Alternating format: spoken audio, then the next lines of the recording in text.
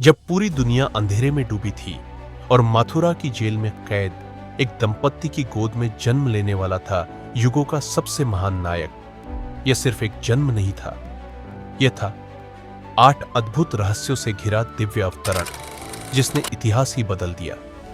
जन्म के उसी क्षण मथुरा के किले में बंद कारागार के विशाल लोहे के दरवाजे अपने आप खुल गए।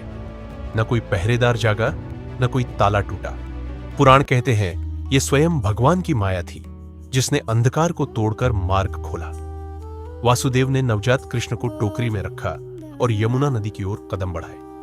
नदी उफान पर थी, लहरें प्रचंड थीं, पर जैसे ही उन्होंने जल में प्रवेश किया, पानी शांत हो गया और बीच में एक मार्ग बन गया। यही नहीं, लहरों ने टोकरी को छूकर जैसे भगवान के चरणों का स्पर्श किया।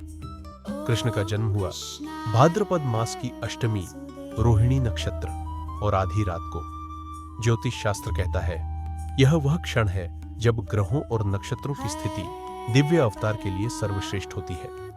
यह समय अंधकार पर प्रकाश की विजय का प्रतीक है। देवकी की 8वीं संतान जन्माष्टमी को और अंक 8 जो अनंत का प्रतीक है। यह अंक संकेत देता है कि कृष्ण का प्रभाव समय और युगों से परे है। उनका अस्तित्व शाश्वत है। भगवान कहीं भी जन्म ले सकते थे, फिर कैदखाने की अंधेरी कोठरी ही क्यों?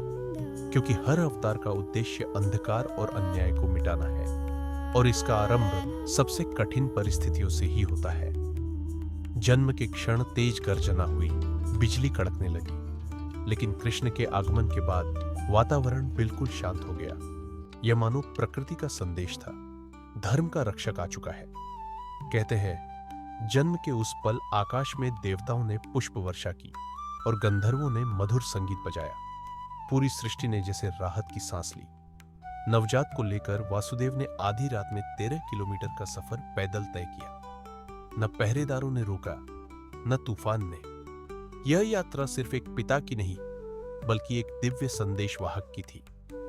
ये 8 रहस्य सिर्फ एक जन्म की नहीं, बल्कि उस दिव्य शक्ति की कहानी है जो हर युग में धर्म की रक्षा के लिए अवतरित होती है।